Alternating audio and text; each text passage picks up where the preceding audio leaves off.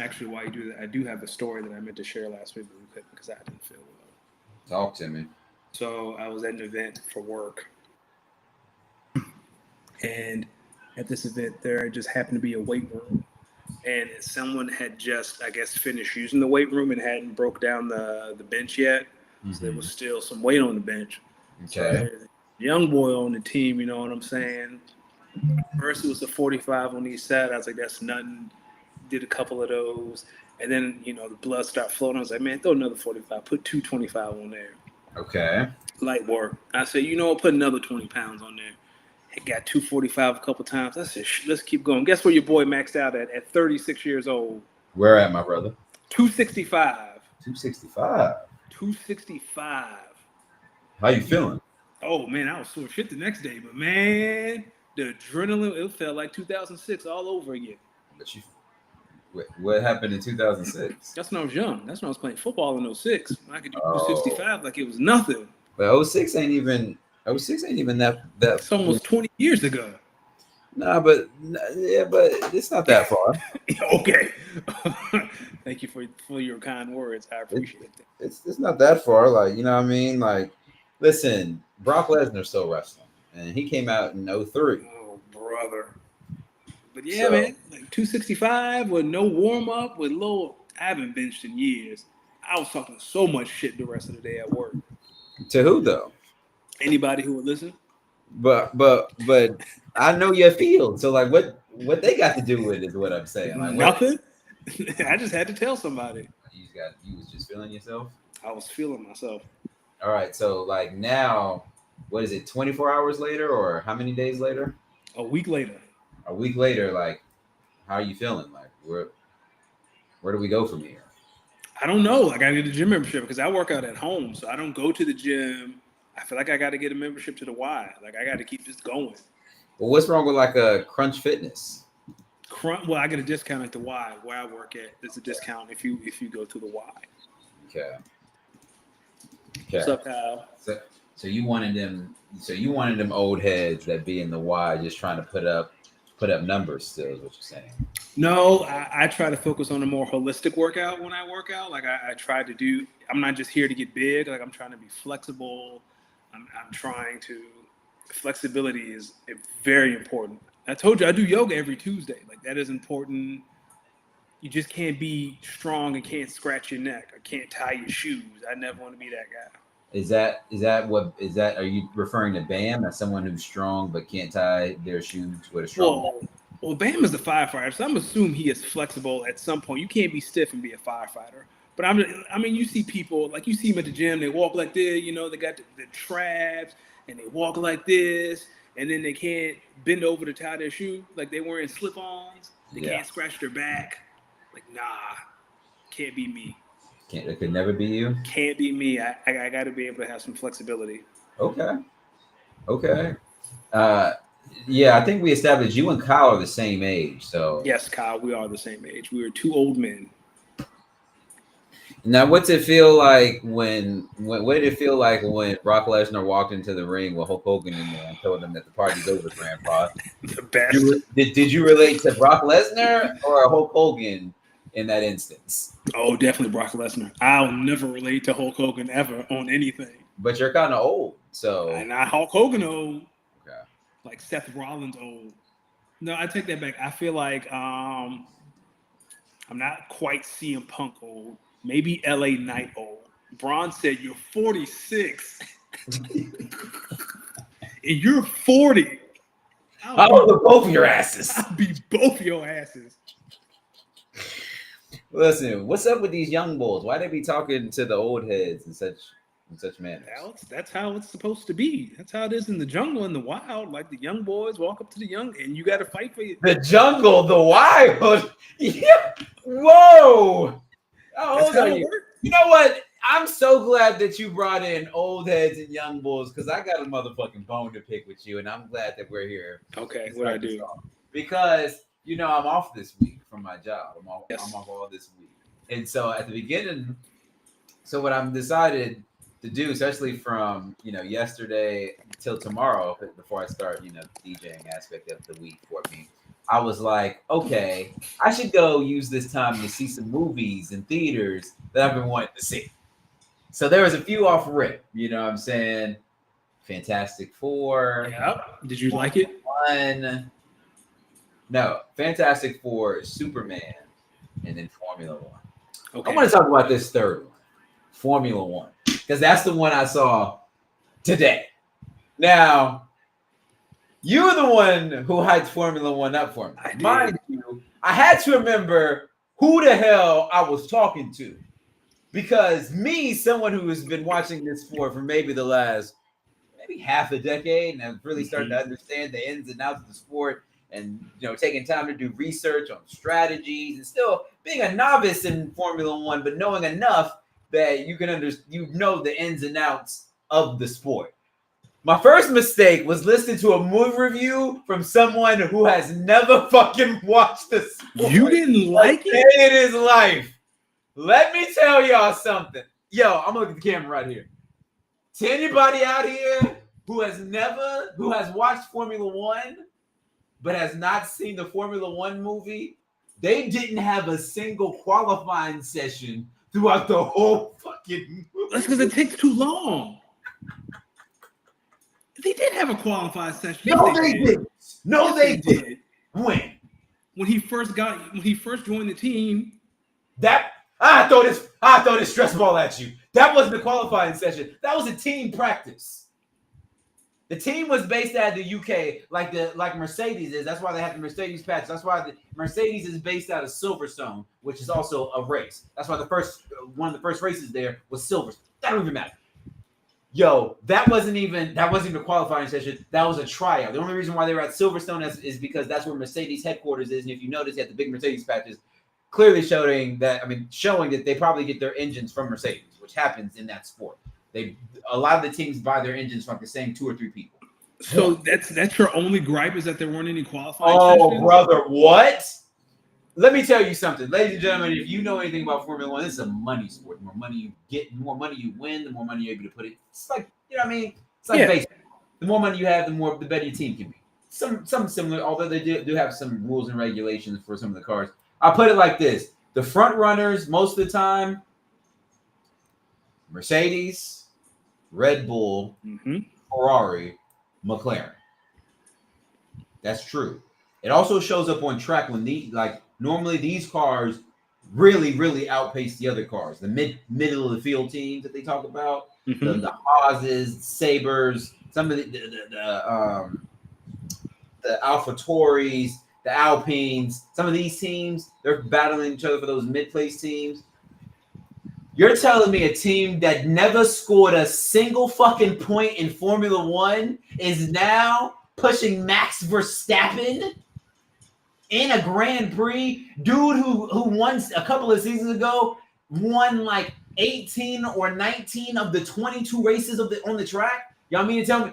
Not to mention, you mean to tell me Brad Pitt's great idea was to come into Formula fucking One, where these cars cost millions and millions of dollars? His fucking big idea to how to make this car competitive is to start ramming into people, hitting a fucking front wing 3 times for 3 safety cars?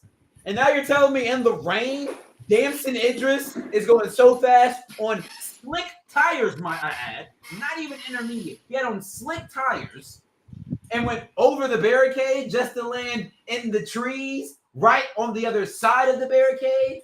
And all he had to show for it was some burn hand injuries.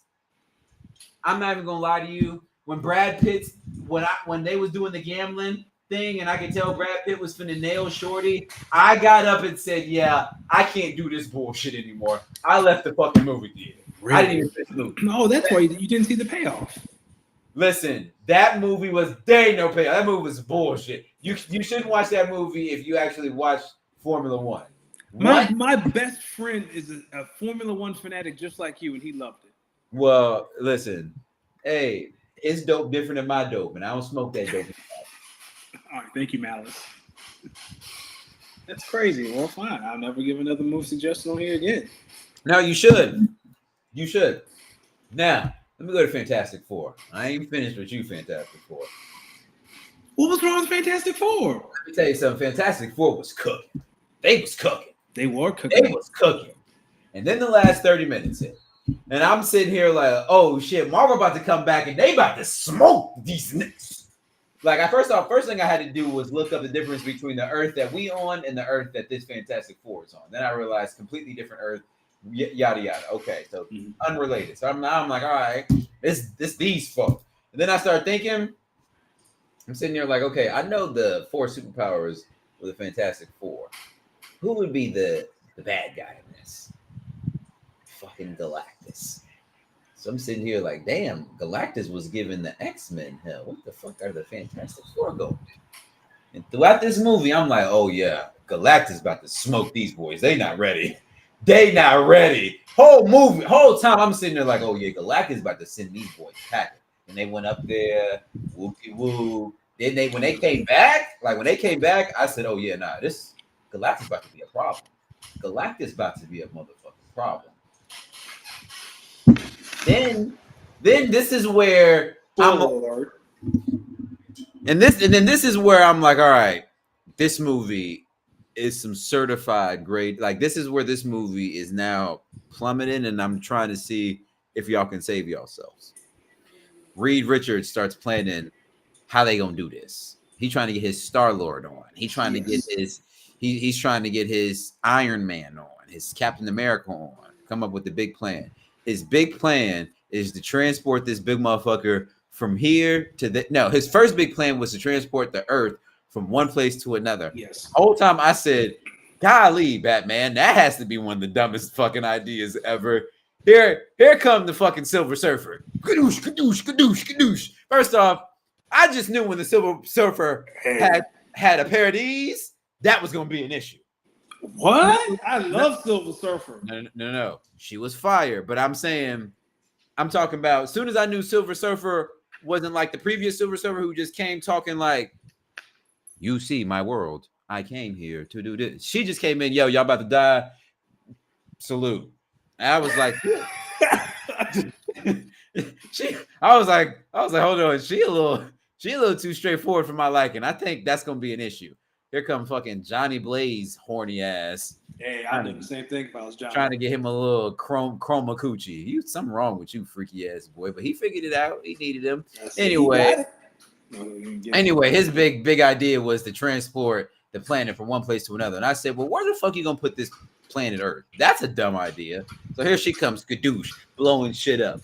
So then it's time. He rethink the plan. Nah, we gotta, instead of moving it was essentially this man Reed Richards was on some Patrick shit from SpongeBob. Why don't we just take Bikini Bottom and push it somewhere else? That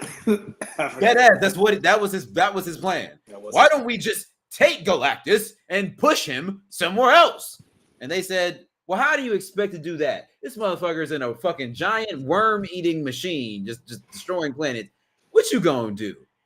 We gonna use our newborn baby to draw him out. Yeah, that's what I was putting. Now I'm sitting in the theater when this bright idea come to mind, and I'm like, I say it out loud. And I got a bad habit of talking in theaters. I say out loud. Now Robert Downey Jr. wouldn't have done that. Well, Sue didn't want to do it. He was no, but I said it. But see, in my situation, I said it in the theater, and there are other people in the theater. So here my black ass go. Well, Robert Downey Jr. wouldn't have done that. No, so hear somebody cackling. That's when I'm like, oh yeah, I'm not at my house. I can't be just saying this. So here they go. They put the baby out there. So now I'm watching. I'm like, all right, I know this is a movie, this is entertainment, but they about to have Galactus walking the streets of New York City openly and just plop into this, and then Zadoop. That's their big plan. And sure enough, here his big dumb motherfucker come walking down the street, dumb as a box of rocks, with 10 words to say, talking about free me from this feeding vengeance, freaky ass boy. With a baby. For a baby. Talking about this baby is what I need. And I'm like, well, what? Tell me why. You can't. All right. That is a freak ass boy. And you telling me just when he getting ready to take a step into it, now all of a sudden he get an epiphany and then look around. He got this vision that could just see through all buildings, and he walked down the street before he decided to use it. Okay, cool. Okay, cool, man. So then here they go trying to fight Galactus. And now this is the part of the movie where I'm like, all right, now they got a chance. They about to buoy out and maybe start the upward trajectory to level this movie out on an ending smooth for my liking.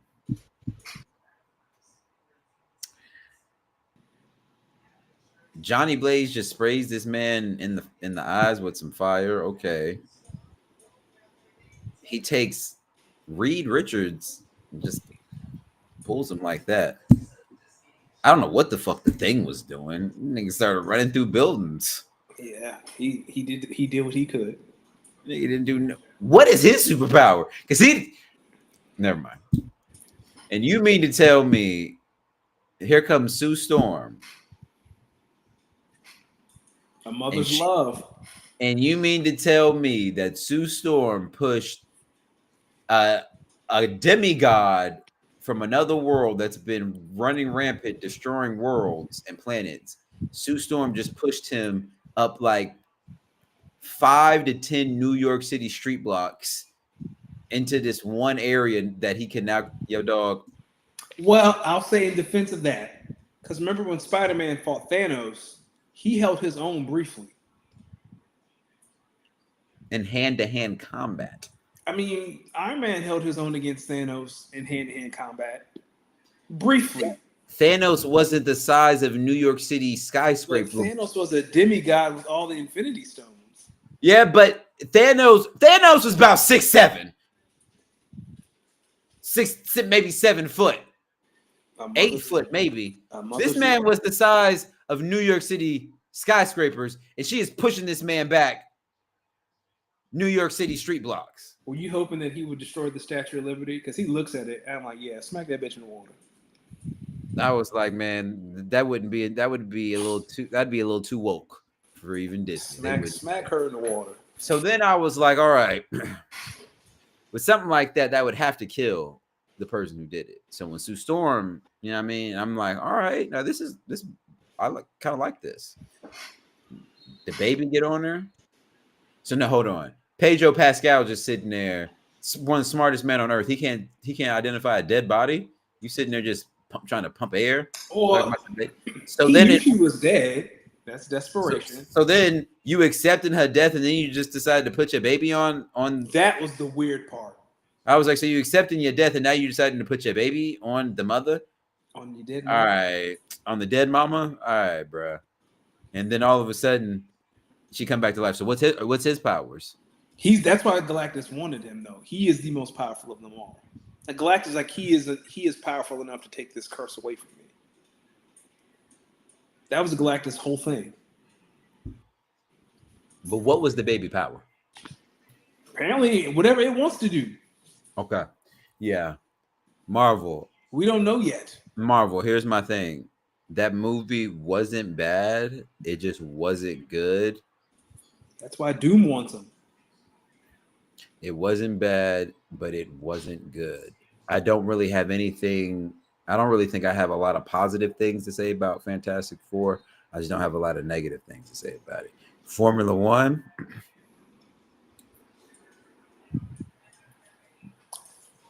My apologies. That's heartbreaking because I really enjoyed Formula One. And it makes sense. You don't watch Formula One.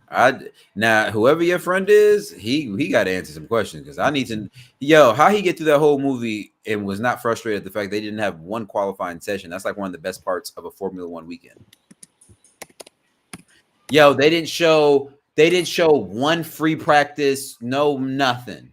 I mean, the movie was 2.5 hours long. What more did you want? Something realistic, a smidge more realistic. Well, I think there's going to be a sequel. Oh God. Oh, God.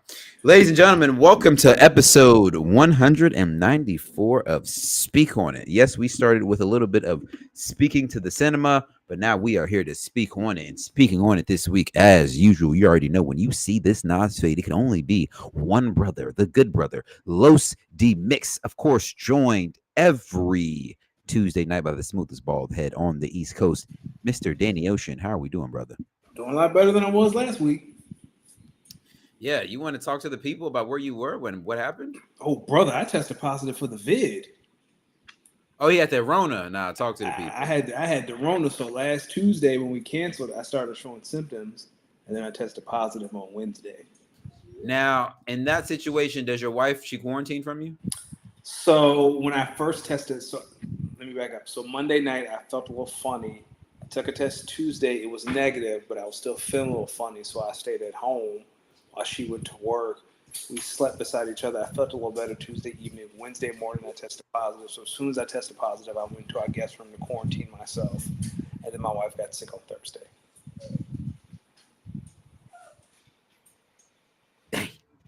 Yeah, man. So I owe her big time. What do you want? She's probably upset with you, brother. She's been very, very sweet. God bless her. She has every right to be annoyed, but she wasn't. She was very sweet. What do you want? She better than me because I'm getting you. Listen, you need to cuss me out. I'd have some words like motherfucker. You couldn't, motherfucker. That's what I was gonna say. Yeah, you call me a motherfucker. Listen, has there been a Samuel Jackson movie where he hasn't said it? No. See. Now, ladies and gentlemen, we have a jam-packed show today.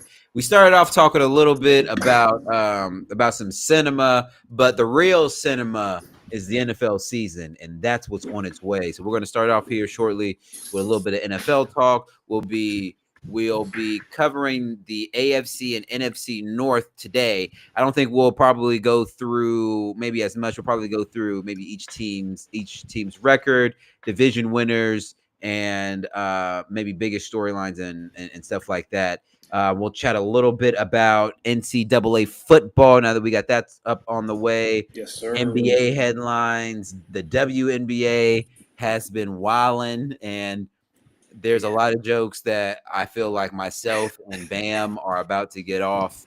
Pause. And turn that up. You don't have to pause. And no pun intended. Some wrestling. There's been a lot of news in the wrestling world since we last spoke, and then some other around the miscellaneous topics. Not every day we get to speak to the cinema, but I just have to say that because I've seen 3 movies over the course of 24 hours, and I don't really want to talk about Superman because I ain't gonna hold you. I didn't have a problem with it, but I will let it be known that for Superman, I definitely fell asleep multiple times during that movie. Yeah, Superman was okay, but it was cool.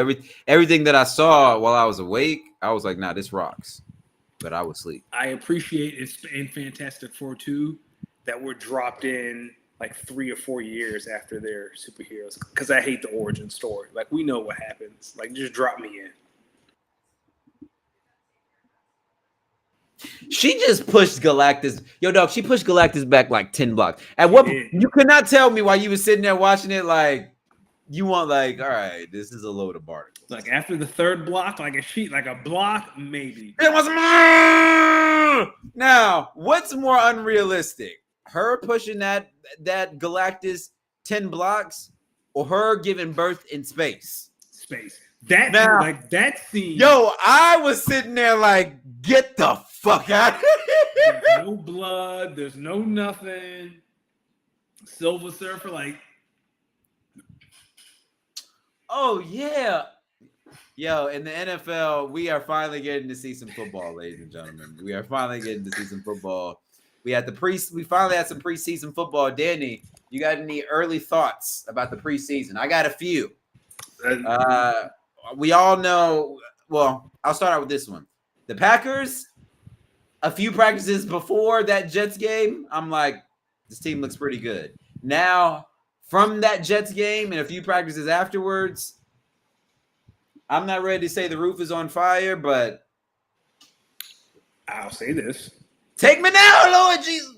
It's preseason. That's what this is for. Like, I'm not panicking. Like, the Eagles' offense doesn't look that good either, to be frank with you, in some of these practices. But that's what this is for. I need to know. But the thing is, we haven't. I don't know if the Packers have had any joint practices. I don't think they have. Kyle, correct me if they have.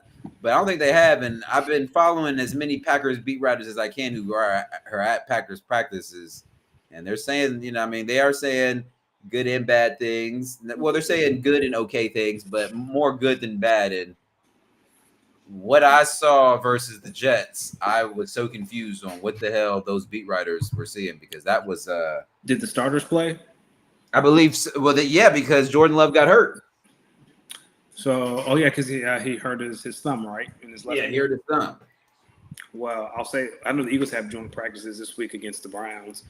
But yeah, it's preseason. I don't put a lot of stock in it one way or the other. What's up, Hendricks? Damn, Hendricks getting big. Brother, he is 6 years old. He is big. Hendricks. All right, Hendricks ignoring black men, racist. No, I think he doing this because he's hungry, I believe. And I think he want me to put him down, too. Man, I remember when you first got Hendricks. But yeah, anyway, back to the preseason. Dog, I don't read a lot into it. It's gonna be what it's gonna be. That it's just the preseason. That's all. Don't take it too hard one way or the other. Yeah, because I forgot. And maybe Kyle, correct me if I'm wrong. I believe one of the years that the Detroit Lions finished 0-16, they might have went 4-0 in the preseason. Yeah, I think they did go undefeated in the preseason. So mean nothing to me. Yeah. Don't mean nothing to me. But then again, it does mean stuff in other cases, because you look at Shedeur Sanders and all black folk across the country was like, yeah, that boy right there, yeah. That was black people all across the country this weekend watching Shedeur. Yep, and we will continue to. Now, here's my thing after watching, because the Browns QB situation, listen. Bringing in Deshaun Watson should get you fired, but it don't. And then you would think that a QB battle between Kenny Pickett and Joe Flacco would get you fired, but it won't. It won't. Then you draft Dylan Gabriel. And after, you draft Dylan Gabriel before Shedeur Sanders. Now you got 4 guys competing for one spot, when your entire fan base and media, they basically are saying, well, we know who you guys. Oh, and then you draft Shedeur on top of that. I was happy for Shedeur. I don't know why he's still 4 on the depth chart. What are we doing here, man? Well, because if you make him 2, everyone's gonna push to wonder why he can't be number 1. If you make him number 1, everyone's gonna, All right, I don't know why we playing this game, Cleveland. By here, dog. Like, we're gonna talk about the AFC North in a couple minutes. It don't matter. So you might as well put your door out there, see what you got, and if you don't have it, try again next year. Because the nasty man is on his way back next year. He back running. Bam said the owner does not like Shedeur. Bam, can you give us a little bit more into that? So he says the owner does not like Shedeur. Have you heard anything about this, Danny? I thought the GM didn't want to draft him. I thought the owner made the GM draft him. Or maybe, but I could be mistaken. Maybe the owner made him draft Dylan Gabriel, but they wanted Shedeur Sanders. I was under the impression that the GM wanted Dylan and the owner wanted Shedeur. So when Shedeur was still there, the owner was like, nah, go ahead and grab him. We don't care. So either way, we'll talk about the AFC North in a couple minutes. Who cares? Do you think Shedeur Sanders Let's see. Look at that. Browns also went 4-0 in the preseason in 2017 when they went 0-16 in the regular season. Where do you think? At what week do you think Shedeur Sanders gets his start? Because he will be starting next year. 5. Why 5? Well, when's the bye week? If they have an early bye week, the better. No, their bye week is week 9. So let's see. The first game: Cincinnati L, Baltimore L, Green Bay L.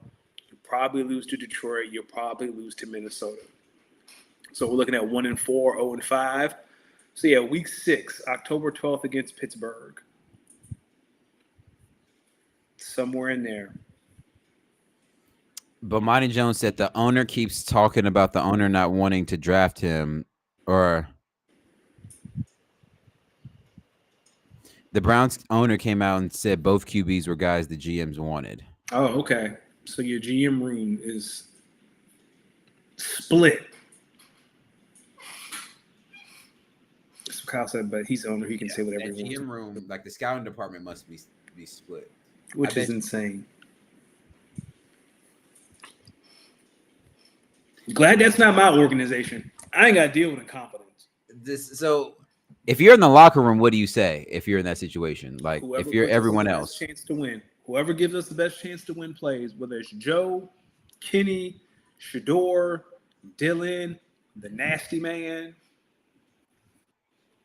The nasty man is fucking hilarious. That's who he is. He's the nasty man.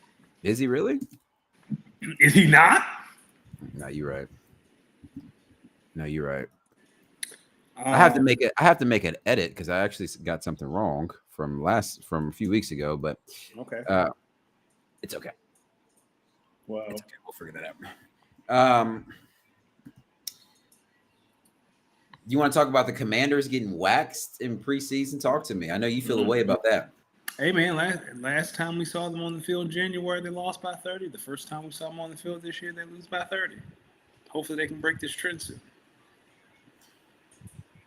Wait, how did the Eagles look in their preseason game? Well, the starters didn't play, and Tanner McKee drove up and down the field on the Bengals ones. Tanner McKee had a night against the Bengals starters. Wait a minute, hold on.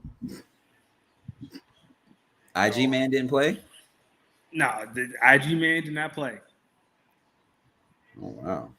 Hold on, let me read Tanner McKee's stats. 20 of 25, 252 yards, 2 touchdowns, and he had 1 tush push. They still doing that tush push, huh? Yeah, you'll see it in Lambeau. Don't worry about it. They still doing that tush push, huh? It's okay. You'll see it. Don't worry. Listen, some teams lack originality and some teams don't. Tush push is the most original play I can think of. Debatable. Okay. Don't worry. I think we play y'all in Lambeau on a Monday night. You can watch it under the stars. All right. As we continue our coverage of the Cincinnati Bengals, I think a few weeks ago we reported that Trey Hendrickson is reporting to camp, but he is not practicing. I know he didn't play in that preseason game versus Jaw. He did. I think the issue here remains guaranteed money. Trey's looking for more than 1 year of guaranteed money. And get this is historically something that the Bengals have not done. Cheap ass franchise. We've been talking about it for years. Do you think they guarantee him for more than 1 year? They don't have a choice, man. If Tanner McKee can light you up like that, like if I was Trey Hendrickson, I'd have watched that first half against the starters and just sent that to the GM like, dog, I led the league in sacks for a reason. Give me my money. Think so? 100%. Like Tanner McKee is a nice backup, but he shouldn't be doing that to your first team defense. Why not? So what if they didn't have some guys playing? The Eagles, the only starter who played on defense was Jahan Dotson and Tyler Steen. That's it. So a bunch of twos got on the field. I'm saying, what if those were The Bengals 2s and 3s. No. It was the Bengals starters minus Trey Hendrickson. Well, you don't know that. I'm pretty sure I know it was their starters. Nah, you don't know that, my friend. I do know that. Their starters on the field for the first 3 drives, and Tanner ate them alive. Hey, yo. Oh, my God. And Tanner ate them alive. Turn that up. Oh, my God. Ladies and gentlemen, do y'all hear this, boy? Tanner said, this looks like food. Tanner said, our third-string defense puts up more of a fight than this. We gotta have a conversation. You a freak ass boy. Turn that up. Silver Surfer was cute too. Turn that up. Oh, so you listen. I respect everyone, even the milkmen. Well, I am not. Yes, even the milkmen. Well, she's more like Chrome.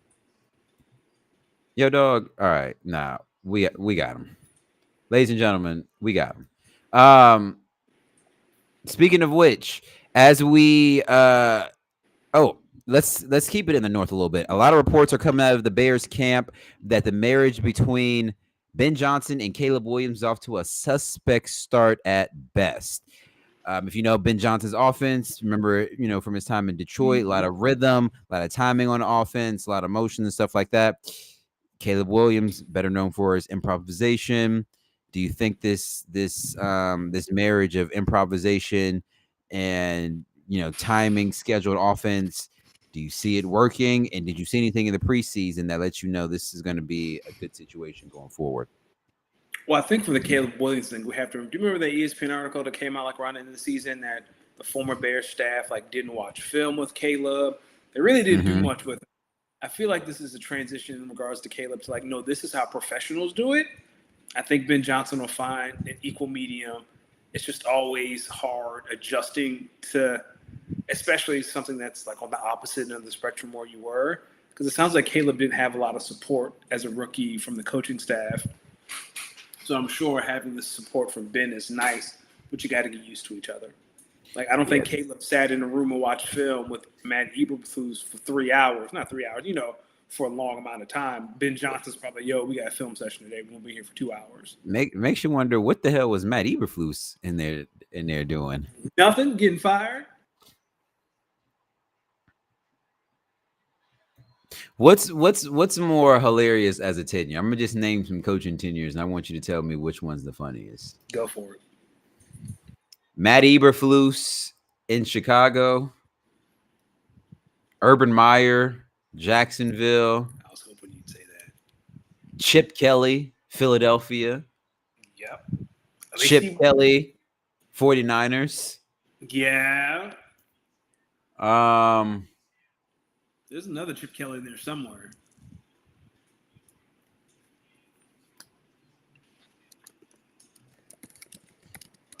Jason Witten, Cowboys. Oh, yeah. And what's my last one? What's my man name? What's my Jeff Saturday, Colts. It's got to be Urban Meyer. Urban Meyer takes the cake. Urban Meyer got caught cheating on his wife at a bar before he got fired. Oh, Bam said Matt Patricia in Detroit. Oh, Matt Patricia. Yo, Matt Patricia in Detroit. That's like one of the most easiest. This guy doesn't know what he's doing at all sort of hires. And it was so evident. The guy didn't have a clue. And everyone hated him. Can you imagine everyone hates you and you know it? I mean, unless you're good at something. Can you imagine being terrible at something that everyone hates you? Yeah, nah, I can't imagine that. Yeah, see? Well, what about when you piss somebody? What about when you piss off one of the biggest names on your team and they publicly ask to leave, like Jerry Jones, Michael Parsons, and the Cowboys? Bad business. I love it. As an Eagles fan watching Jerry Jones, because what are we doing, Jerry? What we doing? You got to pay him $1 more than the highest. That's the rules of the game. So for those who didn't know, as we continue our coverage of Michael Parsons and the Cowboys, so Michael Parsons last week took to Twitter.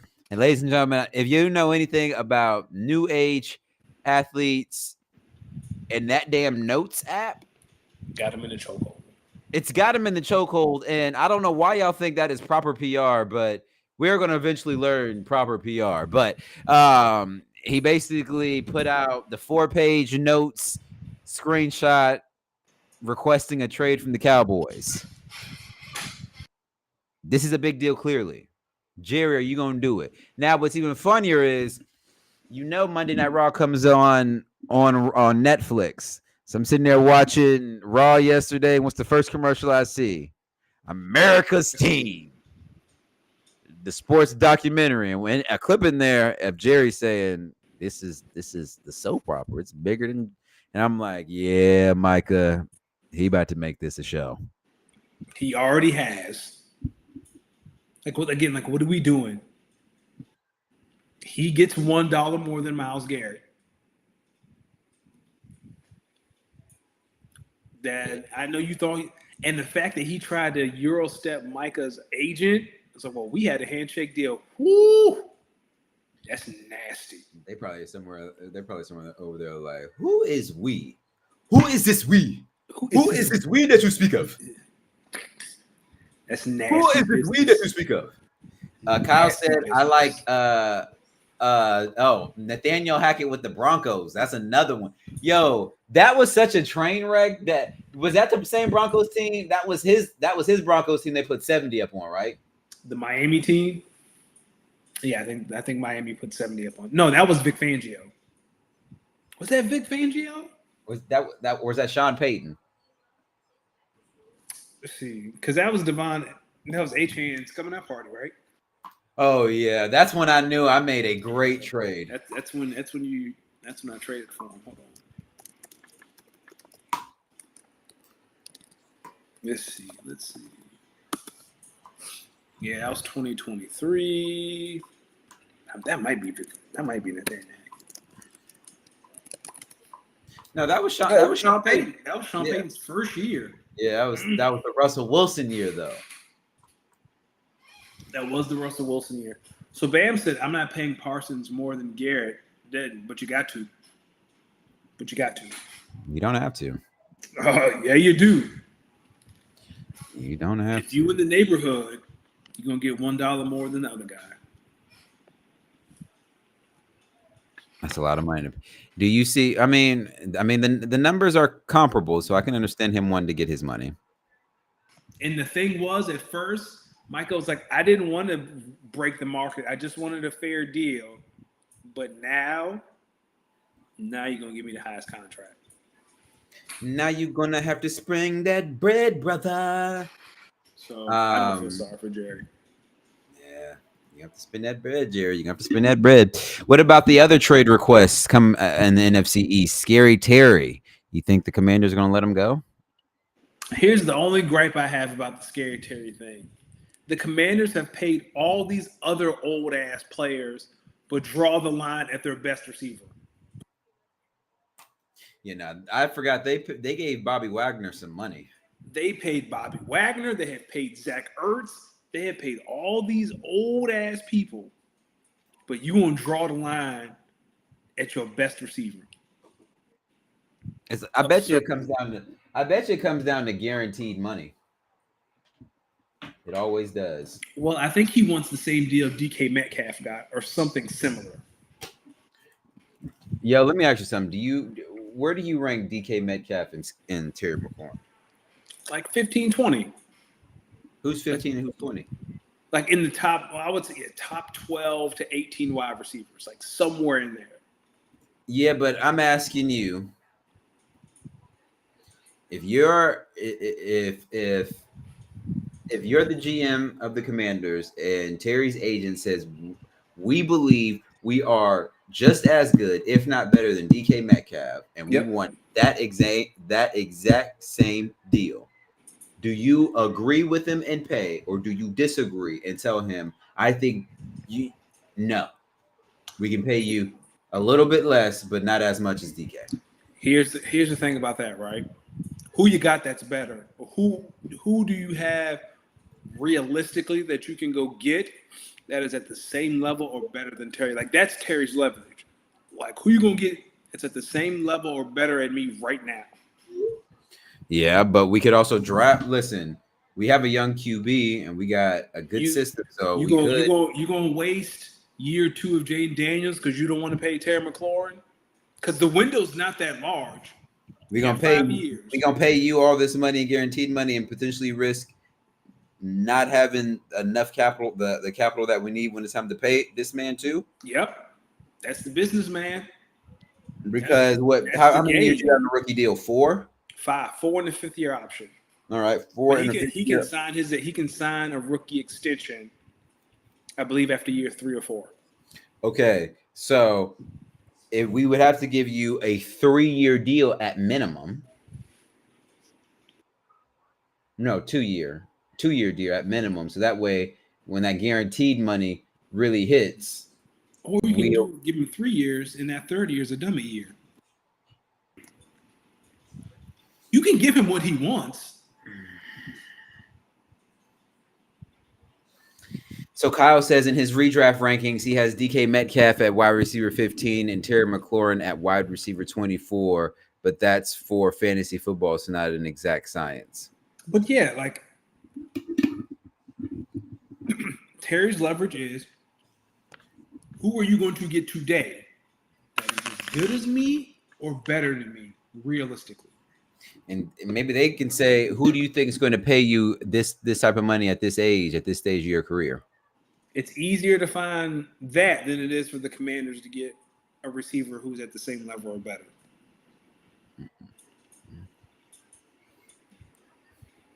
If you think you have a franchise QB, he can make someone better.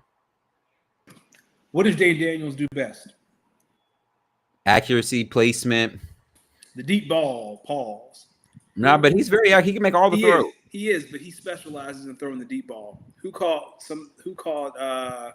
I don't know if he caught the most, but I think Terry McLaurin caught the most deep balls last year. Like more than AJ Brown. That's all AJ Brown catches. Well, no, trust me, that he don't really have a bag. So we knew that, yeah. Okay, before he got to Philadelphia, AJ Brown almost led the league in yards after catch. So he can do whatever he wants. AJ Brown low-key the best receiver in the NFL. Yeah, okay. First of all, I want to let everyone know I was playing about that last AJ Brown joke, but I am going to highly disagree. He is not the best receiver in the NFL. He third. Not even. Yo, I still got Devontae Adams highly up there. Oh, that's because if not even. Yo, he's still really, really good. Okay. I think it's undeniable that Jamar Chase and Justin Jefferson are number 1 and 2. So yep. I mean, I start putting Devontae Adams at like that 3 range. If you want to put CeeDee Lamb at 3 over AJ, I'll listen. And that is another one I'd say. AJ Brown. Another one I think could be better. I also listen. I think we sleep on Tyreek Hill. We still sleep on Tyreek Hill. Knocked out. All right, but all right. Ross, so yeah, he always another one. I think another one just as good, maybe if not better. Puka Nacua, another one's just as good, maybe better.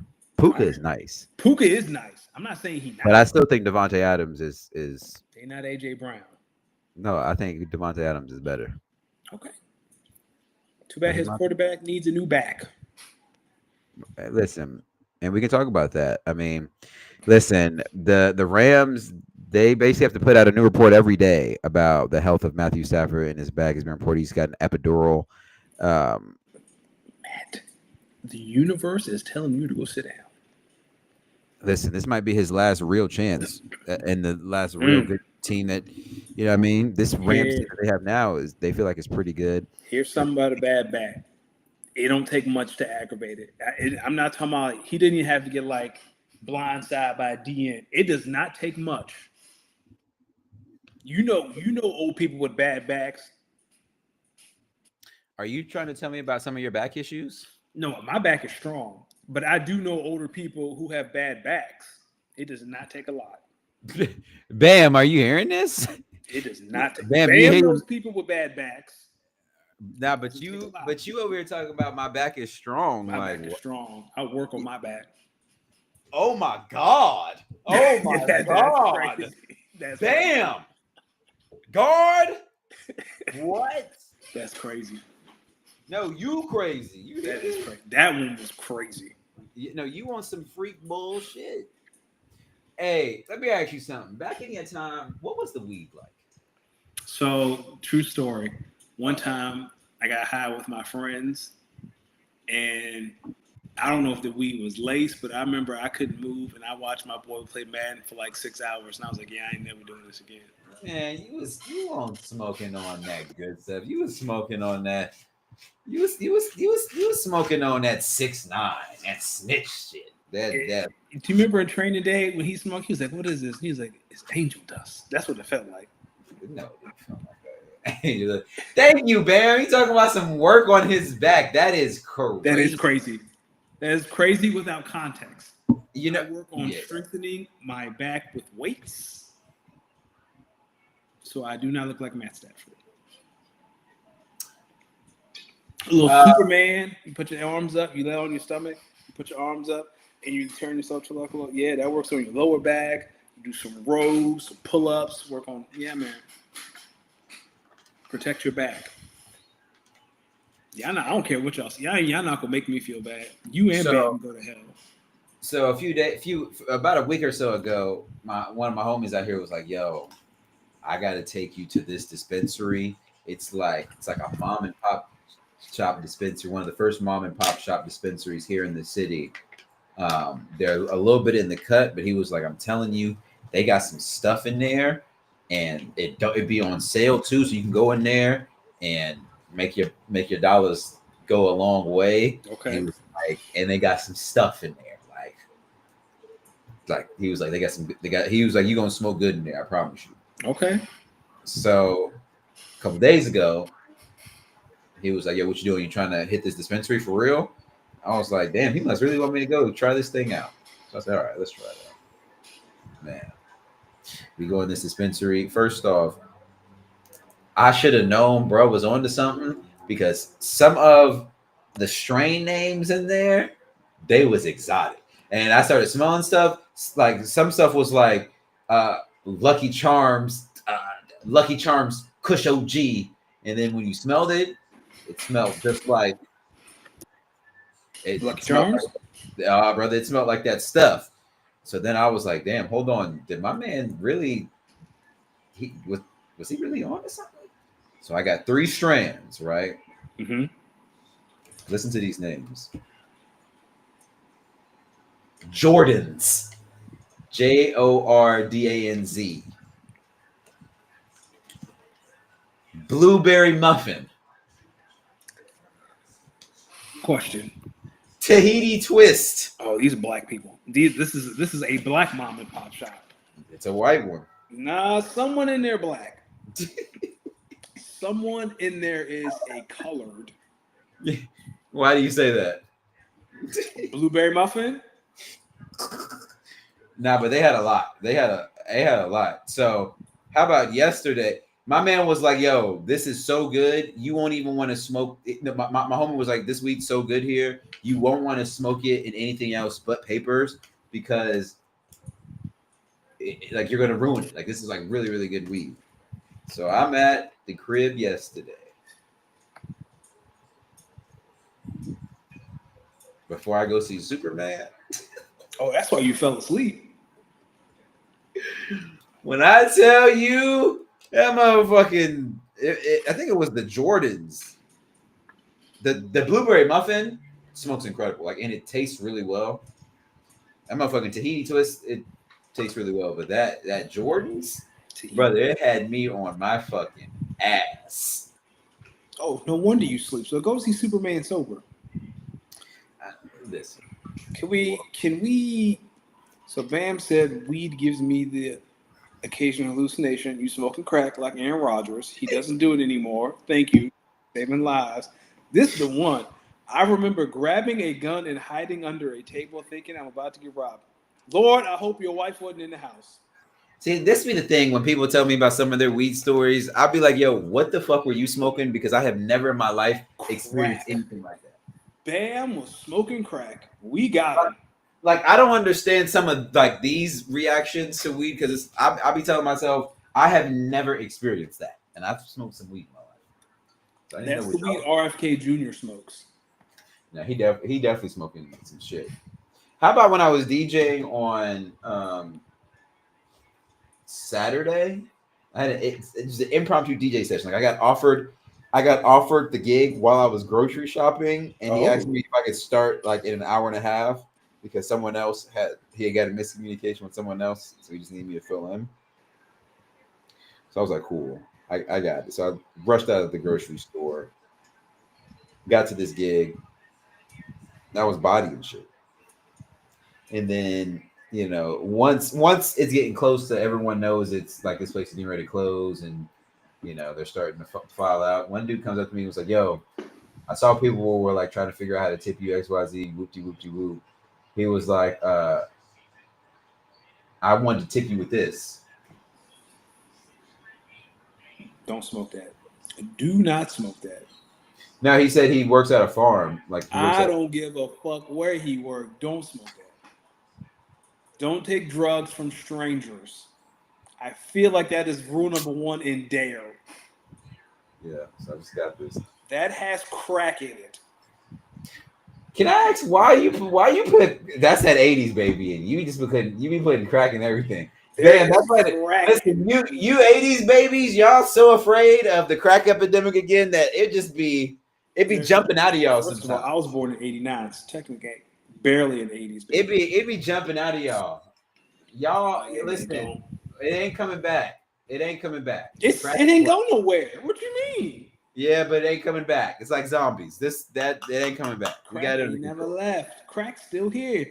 Aaron Rodgers smokes crack. Don't smoke crack. He gave you the tip. Bam. That is the craziest sentence I think I've ever heard. He gave me the tip. Whoa. Who is he talking to? He's talking to you. When did I say that? The thing you posted up. He said he gave you the tip.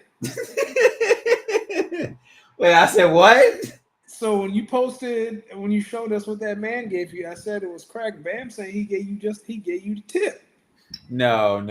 This is Bam. First off, I'm not gonna show it not on camera. I'm not gonna incriminate myself. Yo, Bam, watch your fucking mouth. Damn.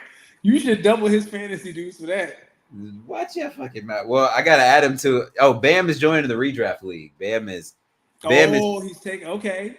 Bam's taking the fuckboy spot. Bam said test that for fentanyl. Good idea. Yeah, everything. Fentanyl is a new crack. Speaking of which, I gotta find a person to take over in my dynasty league, 12-team dynasty league. Send me the roster. What's the buy-in? Same as the one. This one's 82. Let's see, how much is redraft? They're both 80. One's just one. No, I'm talking about the redraft that I'm in. The Bam's joining. Oh, no. This dynasty, it's 50, not 80. Oh, okay. What's the roster? Throw that thing on the WNBA court. Bam, go to hell. I can tell you the roster right now. Wait, why is no? Bam, you a nasty man. Why is my team name not showing? I'm praying for Bam's family tonight. Bam did what? Bam said throw that thing on the WNBA court. Dog, them some nasty. Did you see who they found the dude who did it in Atlanta? No, we're gonna get to the basketball because I have some. Okay. I got While some. You do that, I'll prep up the North stuff. So this week, as you guys know, we do our annual division breakdown. Since we were off last week unexpectedly, this week we're going to stay in the North, both the AFC and the NFC North. This one's probably going to be a little bit quicker than the usual ones. We'll give the records, a division winner, probably the biggest storylines for each division.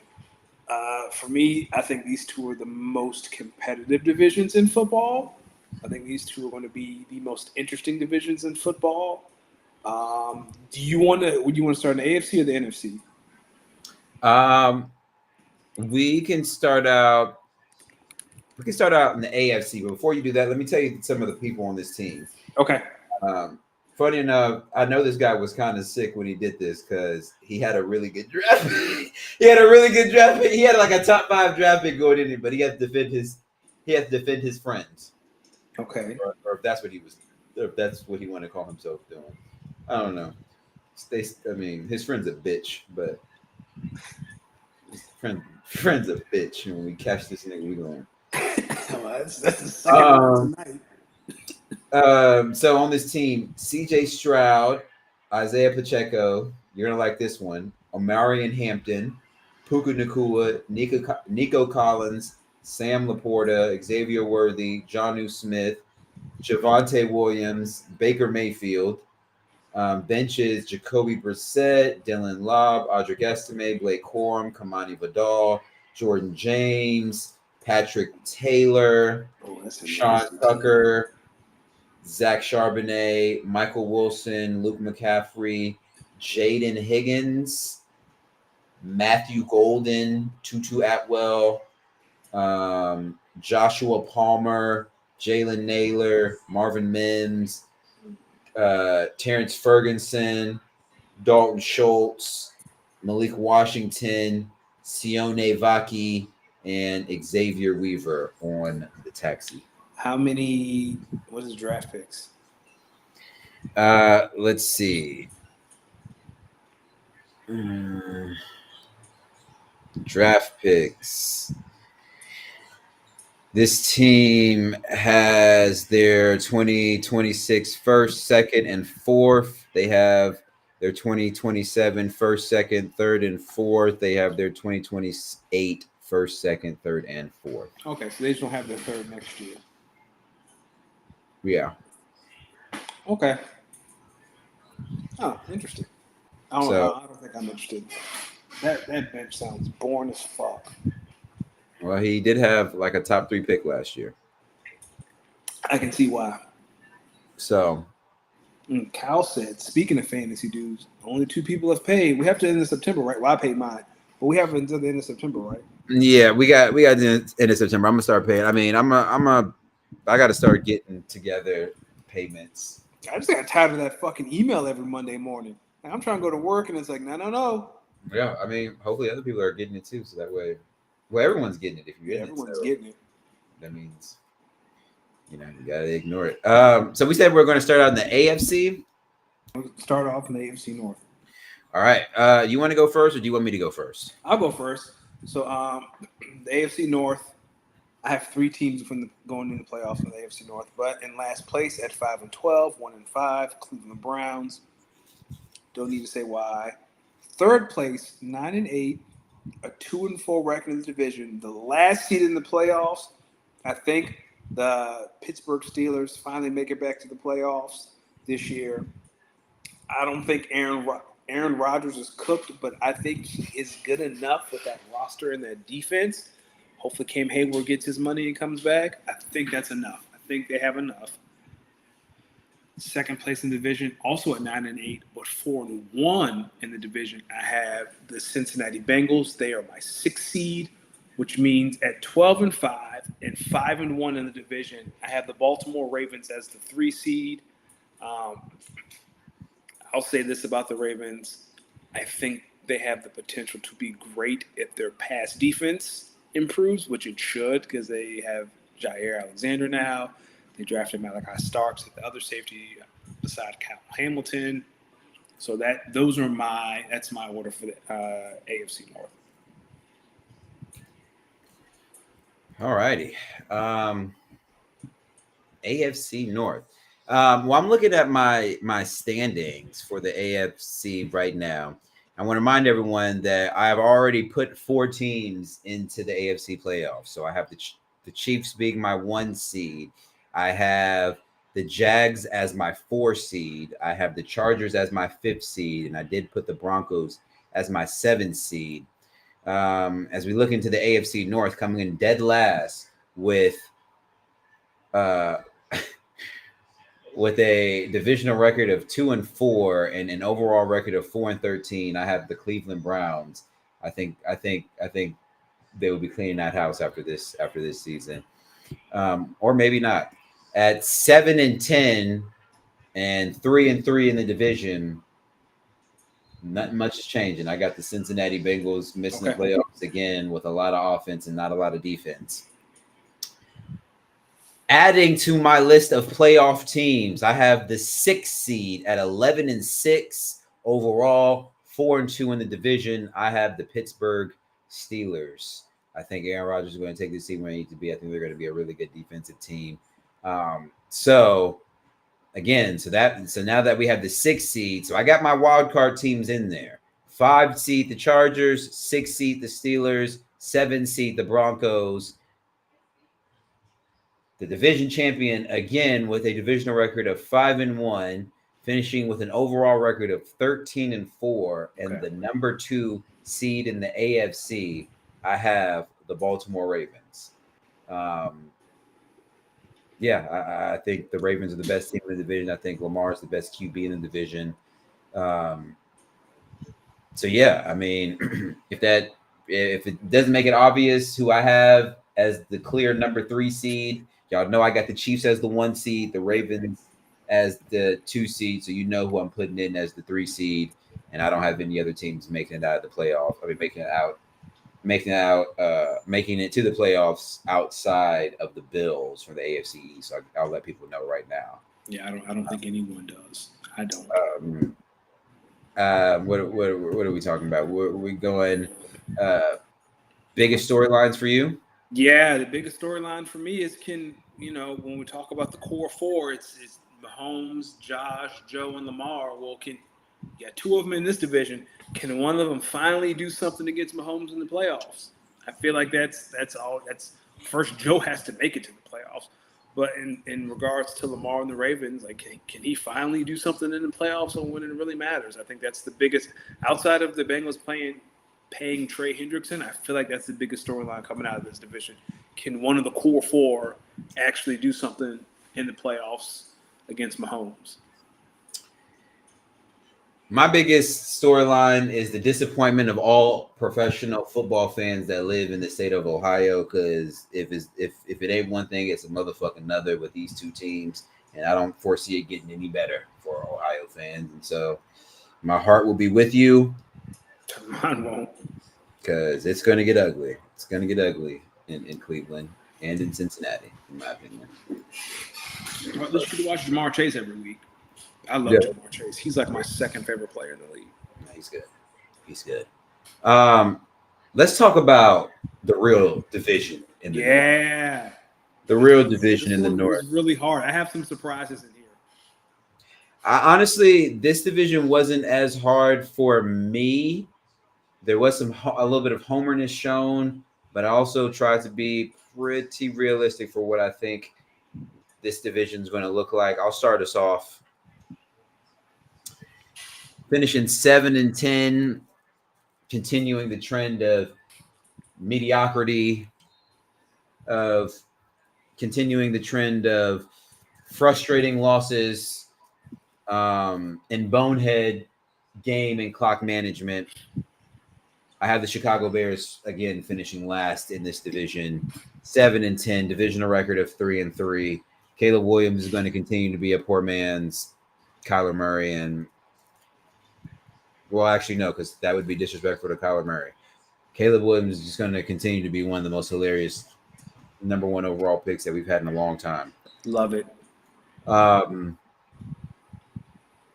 Finishing 3rd in the division, surprisingly with a divisional record matching the Chicago Bears at 3-3, but finishing 9-8 overall and just barely missing the playoffs out of youthfulness at the QB position. I'm saying the Minnesota Vikings will finish 3rd in the division. I think J.J. McCarthy is going to be the QB of their future, but I also think it's going to take him a little while, and he might not pick it up until later. So I have the Vikings finishing about 7-10.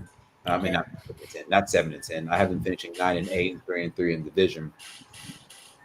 Finishing 2nd in the division with a divisional record of 3-3, including 1 loss to the Bears, which will definitely confuse me.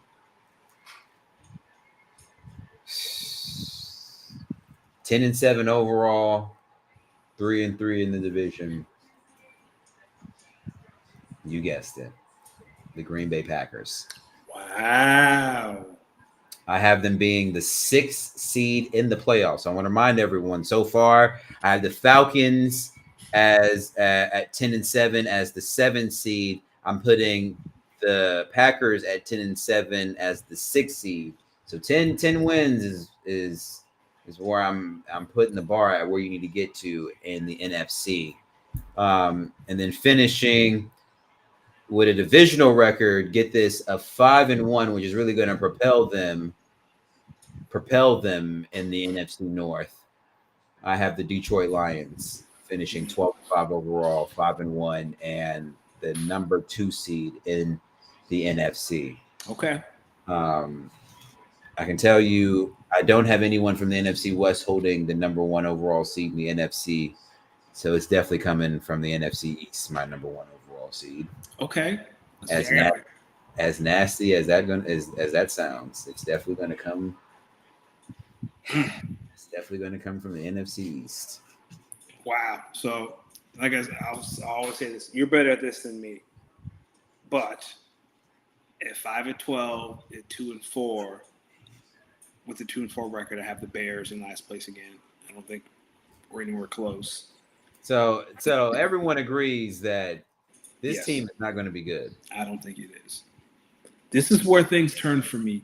6-11, 2-4 in the division. Green Bay Packers, baby. The Detroit Lions. And we're gonna get to them in a second with my biggest storyline with the Detroit Lions. Second place at 12-4 with a 4-2 record and the 5 seed for me, the Minnesota Vikings. All J.J. McCarthy has to do is beat Sam Darnold. And I think J.J. McCarthy is Sam Darnold. We're not asking him to be Superman. Be Sam Darnold. I think he can do it. And then at 12-4, 5-1, and my 1 seed, the Green Bay Packers. 1 seed in what? In the NFC. You out your motherfucking mind. The 1 seed in the NFC, the Green Bay Packers. Now, granted, one of those 4 losses is going to be to Philadelphia on Monday night. But you out your mind. I'm out my mind? You don't believe? Hold on 1 second. Yo, let me call you right back. Bro, let me just call you right back.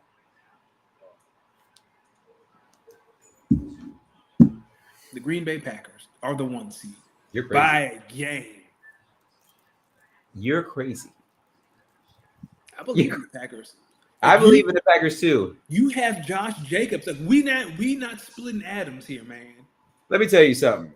Today, the Green Bay. Okay, I'm gonna say this, and Kyle, maybe correct me if you think I'm wrong. The Green Bay Packers, dead ass, may not have a healthy enough wide receiver room for Week 1.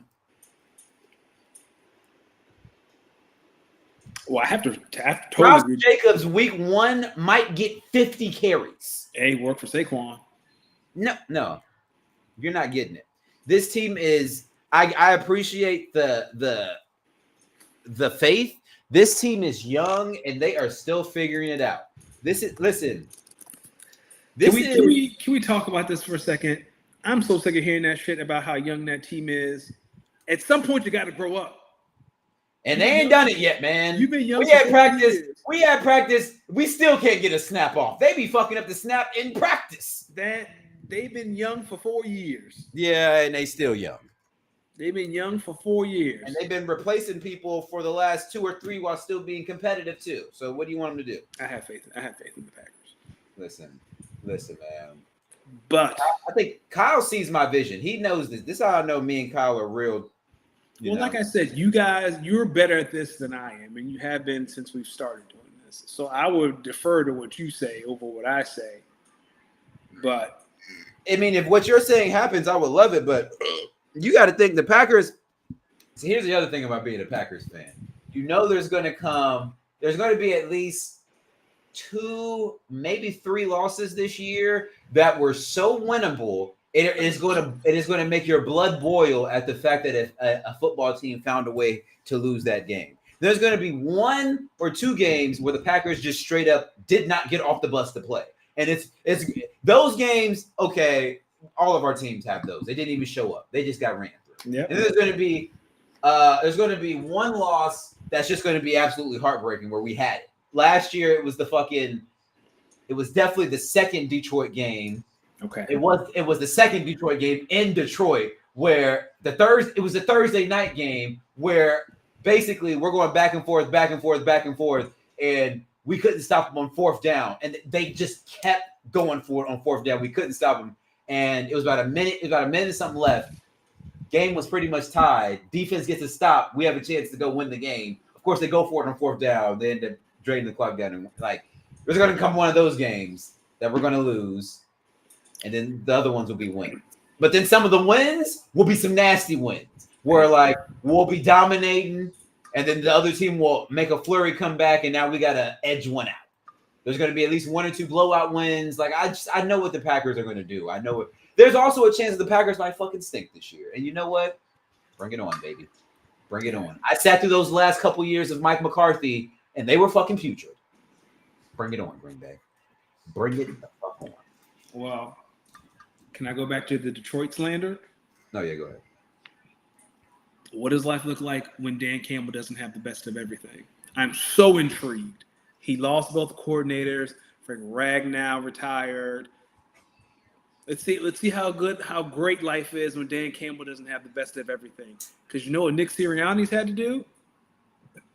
He's had to replace coordinators multiple times. And you know what Nick Sirianni did? Why Eagles fans always want to talk about their little sap-ass struggle for a few couple years? Yo, y'all had to we talk about Dan Campbell like he is some sort of great coach. Yeah, and they be trying to talk about Nick Sirianni like he won too. Hey, he won a Super Bowl. Yeah, and hey. Yeah, and has made Listen, should I go to the next? I can list a couple of coaches who have won Super Bowls. I don't know if Nick has been to 2 and won 1. Okay. Has Matt LaFleur been to 1? Nah, he hasn't. Exactly, but that's my point. Sometimes great coaches don't make it to Super Bowls, but bro coaches do. It'd be like that. All I keep hearing is Dan Campbell's a great coach. Dan Campbell this, Dan Campbell that. All right, pimp. Prove it. Well, he don't impact what happens on the field. He prove it. No. Prove it. Now's his chance. Prove it. And this is why nobody be happy for Eagles fans. Prove it. Is that all I hear about is Nick Sirianni is the culture setter. He ain't no coach. He don't do nothing. His coordinators do everything. He just sitting there chilling. What does Dan do?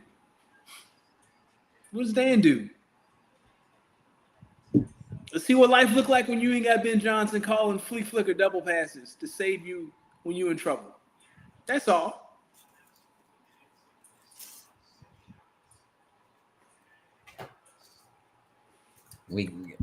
Listen.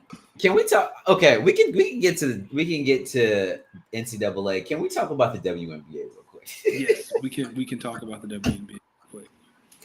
Y'all in the W throwing dildos? Y'all at the W games throwing dildos. Y'all are at the WNBA games throwing dildos on the court. Multiple dildos. Y'all have multiple WNBA. Now, the Atlanta dildo, acceptable because of where it was. And I thought that was just going to be a random one-time thing. But y'all throwing dildos in cities like, where is that? Seattle? Indiana? I think y'all throwing dildos on the court in Indiana. They don't even use them out there. They use corn. How are they getting them into the arena? No, hold on. You can get them things. Because have you seen them? Like, they are massive. How are you getting this into the arena? You've seen the pictures. Them joints are massive, man. How you get this joint into the arena? What you mean? They wearing them. You would see if someone like be for real. Like, what is that in they wearing them. Hey, Bam.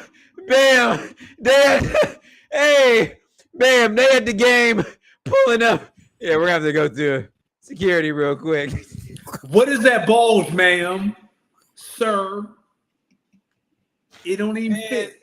And you can identify how you want. So what you going to say? I ain't a man. I'm sitting here with a dick, ain't I? They got to be sticking to me. You going to ask me to take my rubber dick out and show it to you that I'm a man? Or you going to believe that I'm a man? Nah, dog. Ain't no way. No. Come on, man. He's in the arena. Listen, I need to know. All right, tell me how much you laughed when you saw the reactions of the players on the court when they see this. Because they didn't know what to do. I wouldn't know what to do. Things are being said that have never been said before. Sophie Cunningham tweeted out, "Stop throwing dildos." Stop throwing dildos on the court, please. An insane tweet. And then two nights later, they do it too nice. So someone threw it right at her. Shut up. We'll do whatever we want. Yeah. Y'all let the W Nah. Mm-hmm. Kyle said throwing stuff at a game is a dildo. Man, you want me to take my rubber dick out? No, that's saying like that's they saying like in security line. They go, sir, ma'am, sir, there's what's that bulge? What? I'm a man. It's my dick. You asked me to pull it out? I'm hard right now. What's the problem? Yep, sir. I need you to go over. Yeah, we're gonna. Yeah, we got a silicone test. We're gonna have to run this by body scan. How are they getting them in the arena? Bro, they're wearing them. No, they are inserting them. No, they're not. They're wearing them. Hey, what do you do when you used to be hard in class, but you have to walk in front of the class? You've seen the pictures. You got to put it on the belt, and that's what they're doing. Oh yeah, especially. Oh, they most definitely. They wearing the belts. They wearing the belts tight, and they flipping the strap on, dick. They pushing it forward and wrapping it under the belt. Nah, brother, hold on. We got to find a picture because you need to understand. No, they're massive. They are massive, dog. And we don't need to keep talking about the size of these things. No, we do. Here, I'm gonna send you a link. I need you to wait, but why do we do this? We gotta hold on. Share the screen, please, sir. I don't know if I feel comfortable. Share the screen, please, sir. Ladies and gentlemen, he wants me to share this. Listen, do you want me to put a dick on the phone? Share the screen, please, sir. All right. Ladies and gentlemen, I want to let y'all know I don't condone this. Please share the screen, sir. I need the people. I want to be. Oh shit, where'd they go? Here we go. Oh yeah. Do you see? Like that ain't nothing slight. Yeah, you just gotta take this and you gotta inverse it this way, and you gotta hide it along the belt line. So imagine this is your body. You just gotta flip this up and hide it underneath. Yeah, you got that. Let me get that off the screen. People don't need to see that, but stop throwing dildos on the court, man. Listen, when Sophie Cunningham tweeted that and they threw a dildo on her the very next day, I'm gonna be honest with you. I shouldn't have been laughing that hard, but I was at my crib like, man, this is a little too much dick in the phone for me. And it's funny because this is a basketball court, so you gotta pull this thing out and you gotta really chug and swing that shit. And you really gotta put your where do you sit and throw that so that and imagine sitting next to someone, they just pull out a big ass dildo and throw that thing like a javelin. They just javelin throwing that thing. I'm snitching. They got that thing. Have you ever seen a javelin thrower at a track meet? No, they kind of hold it like this. So he got cock in one hand like this with dick just glazing off like this, just ready to ejaculate, and they're just catch that dick. That's how they throwing it. Security, they throwing dick over there. I know whoever throwing it, you sick fuck. You gotta throw. When you throw it, I know you making a little grunt noise because you putting some effort into it. So now you throwing, now you moaning while you throwing dick, literally. Insane. You freaky boy. Freak boys. Yeah. Throw him in jail. Well, the guy in Atlanta got caught, and I think he is being charged. Yeah, but like, what you charging him with? I don't know. We gotta learn his lesson. Listen, there will be I'm not going to condone. I'm not going to encourage it, but I feel like there's going to be more dicks on the court. I hope not. Lord, we don't need no more dick on the court. We watch the WNBA because there's no dick on the court. Yeah, but you cannot tell me you didn't laugh a little bit when you saw these. Oh, I cackled. Because I'm just sitting there like, and imagine. All right, so imagine bringing your kid to the game. What's this stoppage for, Daddy? They gotta clean up dick off the court. That's your mouth. You say, hey son, you want to go get a soda? Nah, you gotta be like, hush him up, boy. They just clean dick off the court. Until the boy said that looked like me on the court, and you're like, all right, it's time to go home. Hey, my God, what is wrong with you?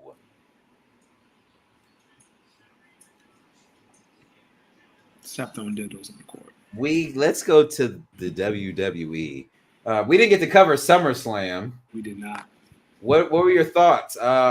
Let's name some winners. The Wyatt Six retained their championship. Sami Zayn beat Karrion Kross.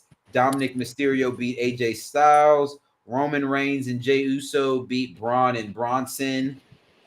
Braun, I guess you can call them. Logan Paul and Drew McIntyre beat Randy Orton and Jelly Roll. I cackled at that one. Yes.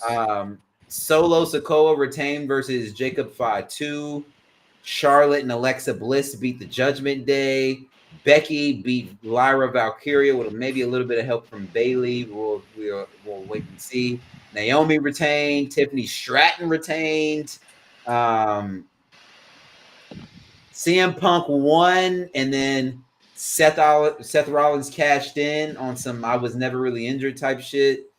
And Cody Rhodes won the championship back from John Cena, who then proceeded to get attacked by the Beast Incarnate, Brock Lesnar. The only thing I really have problems with, Jade Cargill should have won. She not ready. Shit. She better than Tiffany Stratton. She not ready. You think she ready? Becky Hogan beating Lyra Valkyria. If you're going to build up a young star, build up a young star. And that was it wrestling, like match-wise. I really didn't have a problem with anything else. I felt some kind of way about Tiffany beating Jay clean in like 4 minutes. No, it was kind of a long match. I mean, it was like 7 minutes. That's not long for a championship match. She not ready. When will she be ready?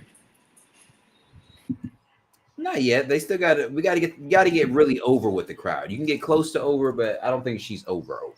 Like, did she go beat Naomi for her championship? Is that the plan? Because we could have just did that. No. No more of that. No more Naomi versus Jade. Because we need Naomi versus Bianca at WrestleMania. Someone needs the belt. No more Naomi versus Jade. I've had enough. But of I'm that. saying, like, between Jade and Bianca, someone needs the belt before WrestleMania, and I would prefer if they have held the belt for a long time. Or maybe if we get Jade and Naomi again, maybe this time like Naomi will win. Yeah. Because you don't. They've been building Jade for she has been on a rocket ship since she came back in Elimination Chamber. Yeah, and slow her down some. Let me tell you something. I was sick for CM Punk. Oh, the fact that he even agreed to do that. So him and Seth Rollins really don't like each other. I don't know, because have you watched Unreal on Netflix? I haven't started it yet. Yeah, so if you watch it before Elimination Chamber, like they're all collaborating on how the match is going to go, and they're standing right beside each other. It doesn't feel like there's any ill will there. I mean, there could be, but it's not to the point where they can around each other.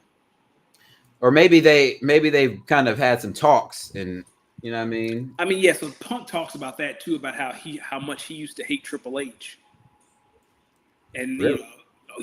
Watch on like it is a very good scene. It's really good. All right, might have to. Maybe I should have watched that instead of going to see Formula One. Yeah, maybe. But that'll be a suggestion of yours. I take. Okay, because I do watch wrestling. I appreciate that. I enjoy WWE. I can't wait to see the season 2 comes out next year. Oh, they're bringing it back? Yeah, it's coming back next year. So what do they? Is it just like a period of time or certain matches that they're focused on? Yeah. Or So I think this season it's the Rumble to WrestleMania. okay, that makes sense. Yeah, and what came first?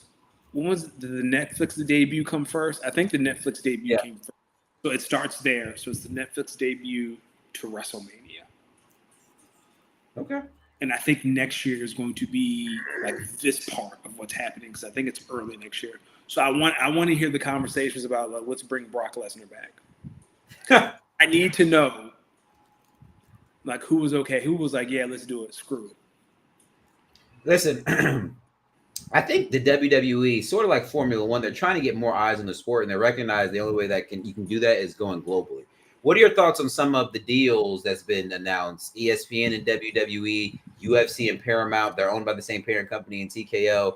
TKO is trying to get some money back. And do you know what that is? That is a recession indicator.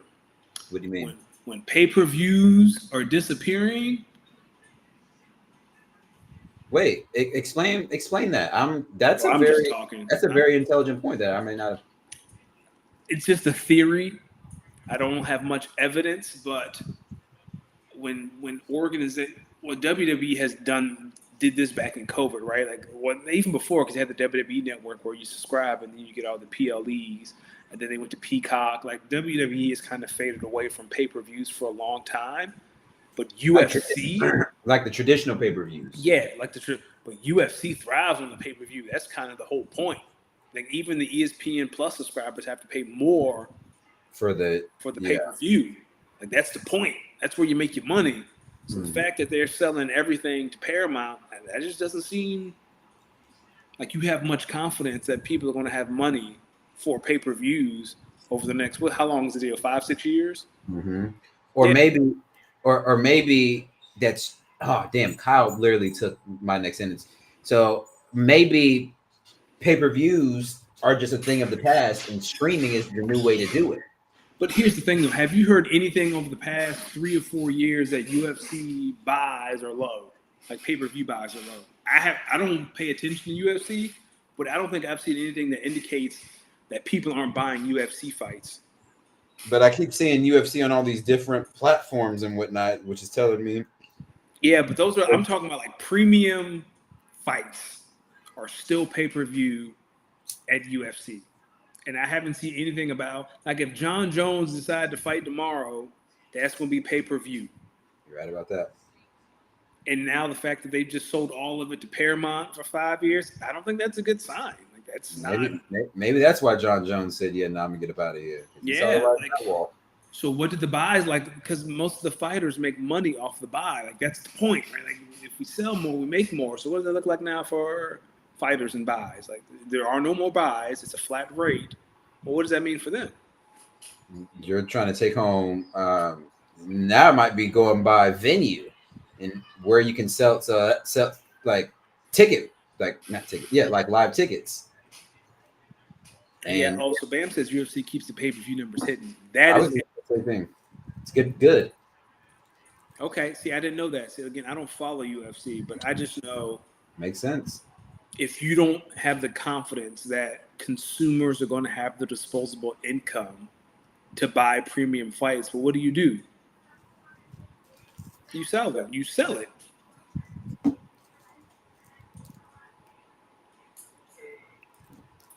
What if I told you I used to not be good at rolling these papers and now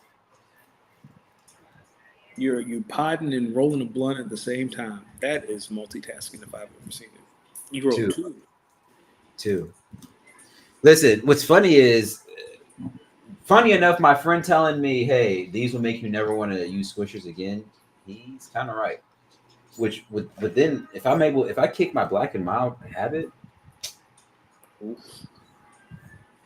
that's one of my goals. One last thing about wrestling before I stop talking. I love this version of Charlotte Flair. This is what we've been asking for like 6 years.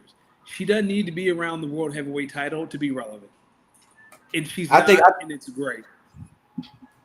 I think it's funny. I like her new little cocky angle. Let me tell you what else I think is funny outside of the way my dog looks. The Shuafala Tribal Thief. Hilarious. Gold. Whoever was in that room and came up with that, you need a raise. I like that. The Tribal Thief, the Shuafala. The Shuafala. Like when Michael Cole said that at SummerSlam, I was like, oh, we got him. But yeah, Unreal actually follows, like one of the episodes follows Charlotte, like as she comes back from the Rumble, as she wins the Rumble, like when Tiffany Stratton gave her that divorce line, like Triple H is like, oh, you talking about me being a freak ass boy? Oh, look at your dog right now. Yeah, look at what did she say after that divorce line? Oh, like so a producer walks up to Triple H and is like, yeah, she real upset about that. And like Hunter's like, yeah, like Tiffany needs to go apologize to her because that's not how we do things around here. Oh, so wait, they really be going off script. Hey, you can't really do nothing because it's already set out in the world. So you can go out there and be like, hey man, your mother's a hoe. But and now they gotta be like, oh, that's someone in the back like, oh shit. But the thing about that is if you do it and you're a champion, like Triple H can just take the belt from you. Huh? He can just take the belt. Like if Tiffany kept stepping out of bounds, well, fuck it. You'll drop the belt to Charlotte. Easy. Or you just won't get a title shot. Easy. But can't you just? Well, I don't know. I guess it's like the ref is the one that has to do the 1, 2, 3. So yeah. And they talk about that. Like they talk about like how the refs. Yeah, man, you should watch it. All right. Lick him in the mouth, Hendricks. Good night. We gotta go. Hey, yo. We gotta go. Good with you, Bam. Bam, you a nasty man, dog. We gotta go. Nah, man. Listen, here's my thing about dogs. They come in here, they do this thing where they just stare at you like this. No, look at this. Look at the camera. No, look at the camera, boy. Look at the camera. Hey, Hendrick. Yeah, what's up, killer? Look at the camera. No. Nah, Hendrick said, "Put me down." He trying to look you in the eye. No, because he ready to eat. Yeah, he hungry. Before we get out of here, what else did I wanted to see? Couple things. Last two things. A couple weeks ago, an Ohio baby is believed to have broken the record, becoming the world's oldest baby after being born from an embryo that was frozen 30 years ago. Ohio couple Linda and Tim Pierce was born a couple weekends ago, but the embryo was frozen in 1994.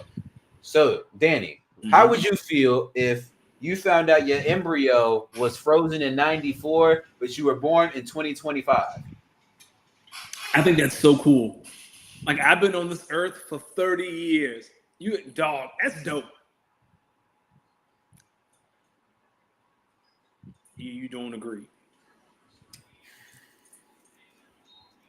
Mama, daddy, it's that strong stuff. Got to open the windows for this. Okay. Mama, daddy, thank you for bumping and grinding when you did. Because I could not imagine being born in a generation that cannot not use their phones and didn't get to see BET Uncut. Fair enough. Now, I will say, Tim and Linda Pierce probably aren't the original parents of that embryo. Because if that embryo was frozen in 94, I'm assuming the parents at that time were in their 20s or 30s. So that's probably an embryo that has been donated to Linda and Tom, which is even cooler. Because I doubt Linda and Tom froze an embryo 30 years ago and then had a baby, because that is biologically impossible almost. Like, even best case scenario, if they froze that embryo when Linda was 18, that means they transferred that embryo when Linda was 48. Not a lot of women having babies at 48. Now I'm tight because I could have been born when Biggie was alive. No, you couldn't. He died in 96. When were you born? I was born May of 96. He died later that year. Okay, well, someone who was alive and coherent, you ain't missing much. Everyone was sad. You missed a lot of sadness. You missed a lot of sadness. But I could have been here for 97 Hove, though. 97 Hove. So I started listening to Hove at the Blueprint. So that's 2000, 2001. And then I had to back. No. That was 9/11, 2001. Brother dropped an album on 9/11, and folks said, God, let me get that Blueprint. Let me get that Blueprint. They was dead ass. They was up there like, God damn, they didn't tear the tower down. Let me get that Blueprint one, please, real quick though. You probably get it for free. Damn, the tower's falling. Yes, go ahead, take it. This CD shop not to be, man. It's not about to be here. I'm older than D. Listen, I get tagged all the time for being old in soul, but younger in age. I'm old all the way around. Last thing, and then we're gonna get up out of here. And this is the real reason why I had to go ahead and fire this one up. Des Bryant was on Twitter.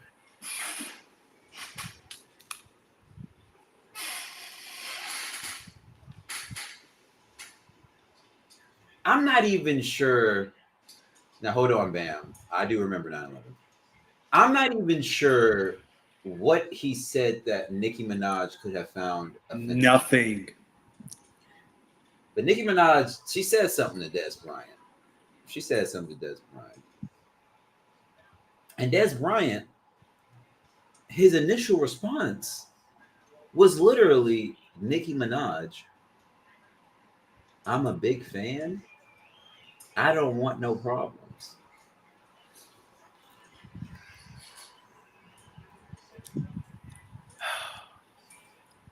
The most interesting thing about that entire story. See, but wait, before you get to that. That tweet, that Des Bryant tweet, the Nicki Minaj, I don't want no problems, that was the first tweet I saw. So I'm like, what the hell? The very next tweet. Now you go ahead and say what you said. Nah, I think we about to go the same route where Nicki is like, she said, I got 10 million. No. That's a few tweets down. Okay, that's for me. That's where I'm going with the story. So you go ahead. And then I think the very next tweet was something. Shouldn't you be somewhere beating you? Oh yeah. So then I was like, well, goddamn, how did we get in, Nicki? And brother, each tweet just got worse. And then maybe like 2 or 3 tweets later, this is when I'm sitting around. This is where I think this gets a little funny. She said, I got 10 million in cash if you come over here and beat my husband's ass. And I was sitting there like, now I wonder where he was at when she said that. Like, I wonder if he was like, yeah, I whooped Des Bryant ass. Like, I wonder if he said that to her, or maybe he most certainly did not. Or maybe he was in the gas station real quick, wouldn't get, putting 50 on the Cullinan or something like that. And he was probably asleep. Babe, wake up. You got to go fight Des Bryant because we've been talking shit on Twitter. If you lose, I'll lose $10 million. And he was probably like, oh, yeah, Desmond over on Bryant Avenue? Yeah, he was like, no, Des Bryant. And he was probably like, no. Why are you talking on my behalf? And Kyle, she was doing everything but talking about him being a sexist. She was talking about him beating his mom. Yeah, that was. And Des' response to that was, yo, I'll beat his ass in front of you. Nothing. That was the end of that conversation.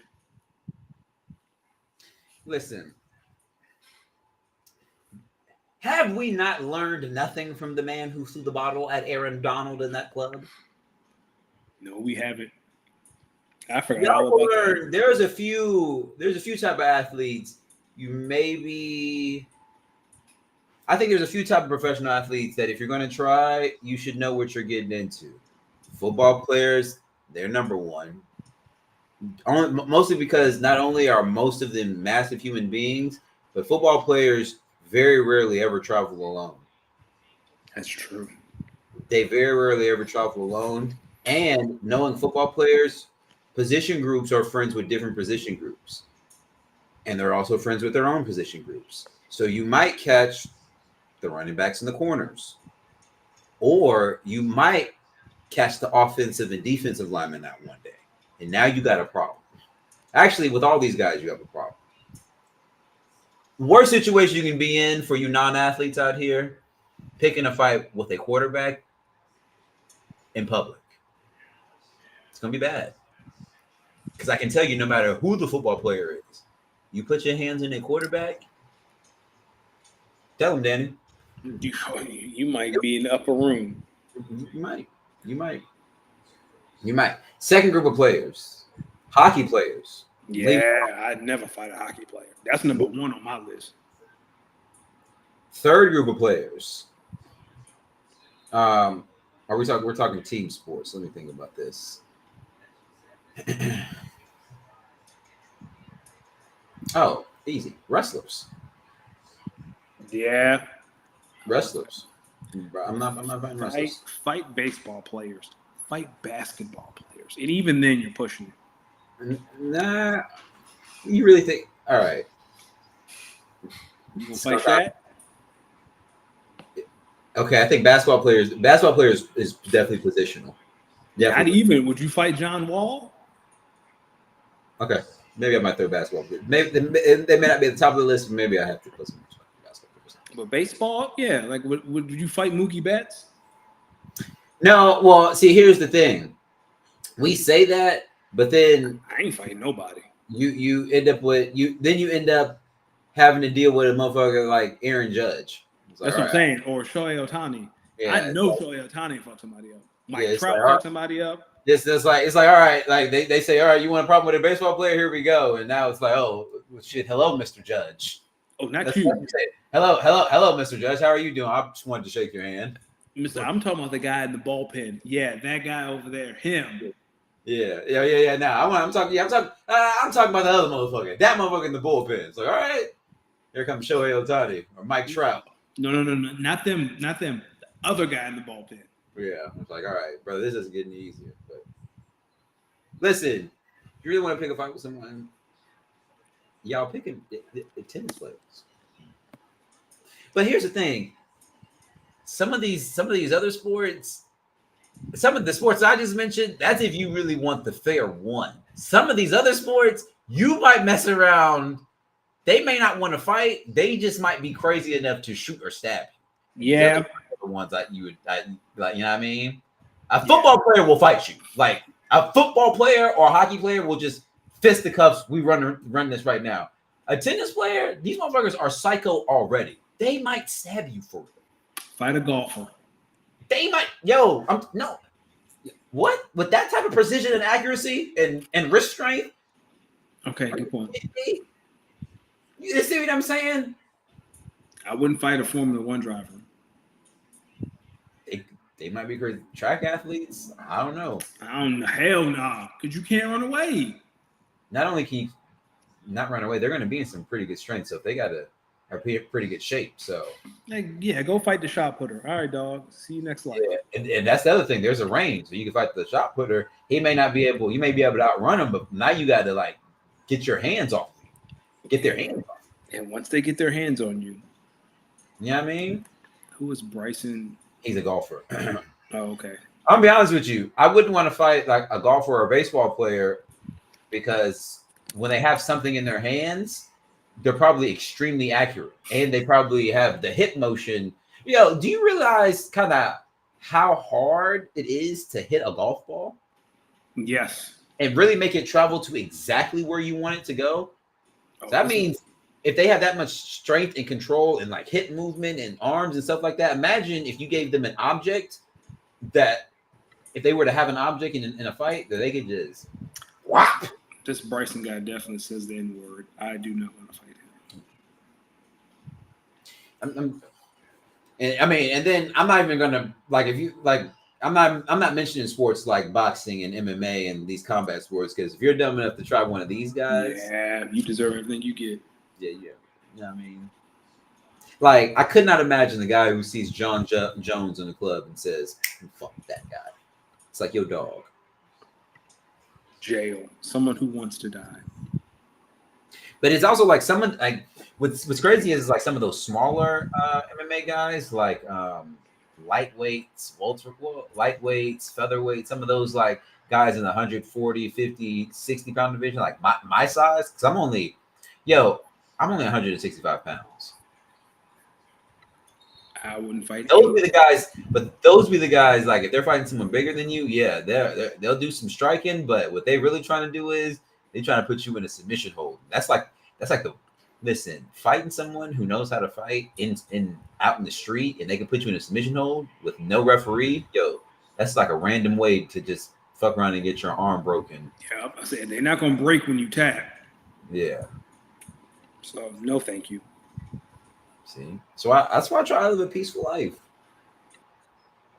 Same. Try to live a peaceful life. No problem.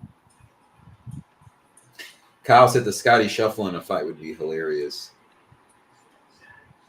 I'm gonna be honest with you. When you don't have no work, like when you're on vacation, man, it's just like a whole lot of chilling.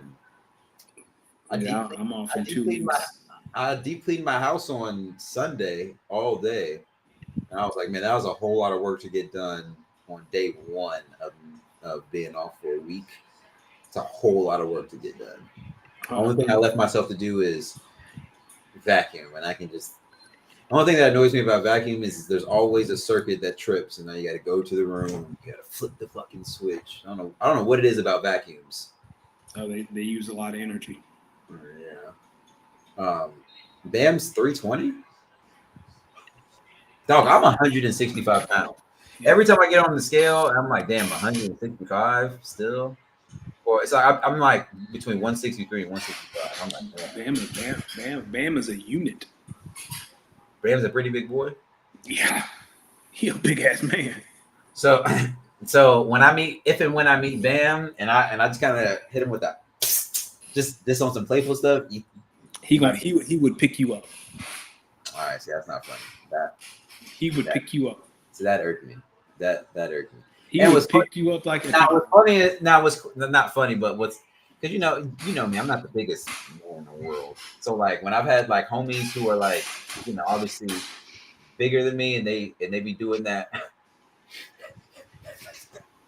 Not that, but you know how they just be like, all right, they just people who are like the Shaq type who are just like clearly bigger than you, and they can just like show you that they are bigger than you.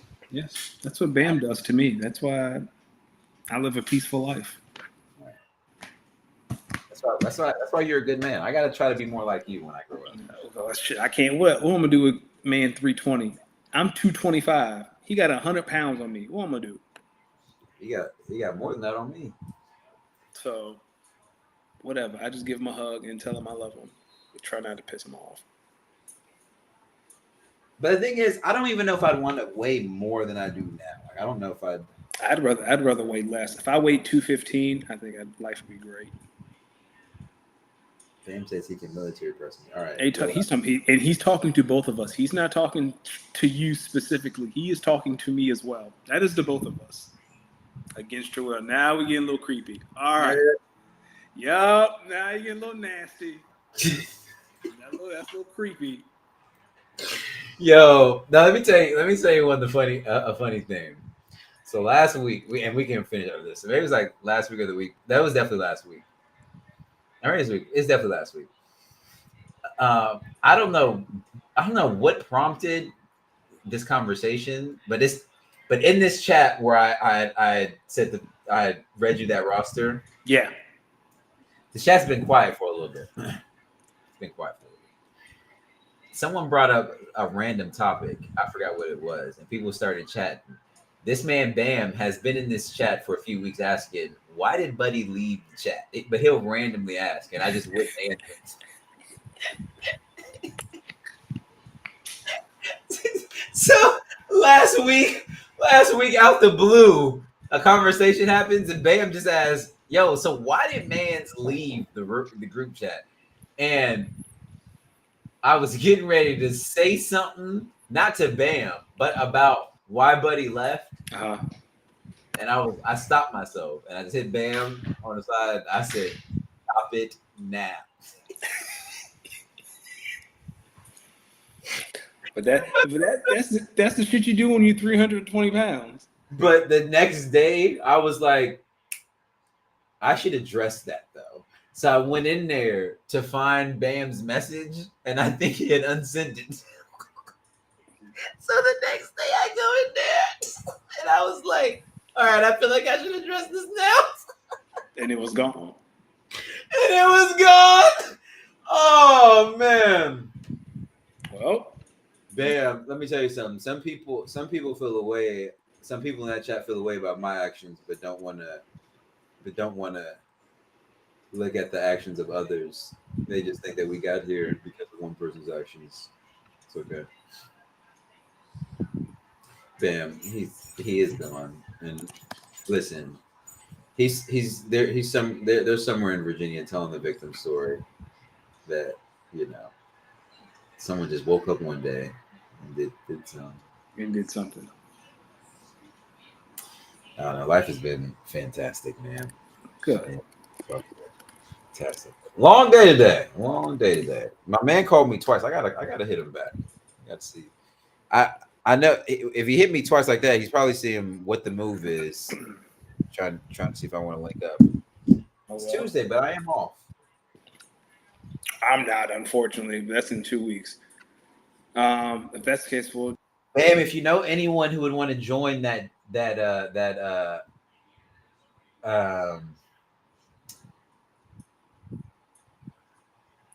Hold on. That's why the message was going. Because he edited to Metro shut up and play some drums. I'm tripping.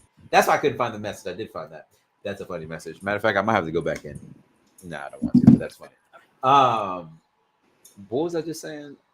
You were saying the guy called you twice. He's trying to figure out the move. Oh yeah, no, you're trying to figure out the move. I'm off. I'm off for the rest of the week, so why not? But it's also $2 lane night at the bowling alley. Oh, that ought to be fun. Yeah. And the bowling alley is right by my house, and I can go by myself. Yeah, go have some fun. I have to go to bed. All right, brother. Well, ladies and gentlemen, another episode of Speak On It. Please make sure you follow the pod at @SpeakOnIt_pod. That is SpeakOnIt_pod on Instagram, on TikTok. Please follow myself at Los D Mix. That is at LOSMIX. LOSDEEMIX. Sorry, the weed's a little stronger than I thought. Danny, let the people know where they can find you. You can find me at DannyOcean41. You can find us at Speak on the Pod on Instagram, Twitter, and TikTok. You had not reading that last comment from Bam. That's insane. Oh my gosh. We will catch you guys next week, right? Catch you guys. Before we get up out of here, a few albums I want to call out, because a few of these albums have been there's some really good music that came out last week. Jid's new album, God Does Like Ugly, very good album. The Last One, Gunna, good one. Okay. DJ Premier and Rock Marciano, The Coldest Profession. Paradise by Young Nudie. Head on a Swivel by Juicy J. I've been listening to that all day. Some of that. Juicy J, that still got it. Still got it. I do like this Coldest Profession, DJ Premier and Rock Marciano. Hold on.